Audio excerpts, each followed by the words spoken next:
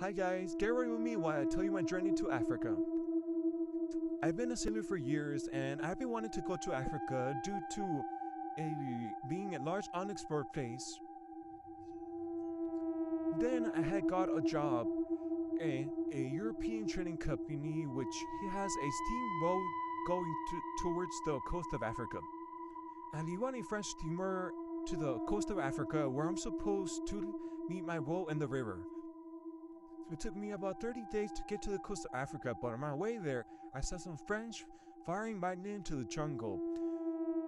The French were on war with the natives, which seemed something insane. I arrived at the first company station, and when I got there, I saw some people being captive. Some people called them criminals, but they were basically like slaves. I was stuck at the station about like 10 days, and while I was there, about a guy named Kurt. They say he was a remarkable man. He was a agent of the company that was stationed there. It took me about 15 days to finally reach the central station where I'm supposed to be picking up my steamboat. But when I got there, they told me my boat had sunk, and they told me it was gonna take about 3 months to fix it. Eventually, I started my long journey on my boat. The manager and others, and 20 they enlisted in our boat. A few days later, a fog pulled us down, and we couldn't move.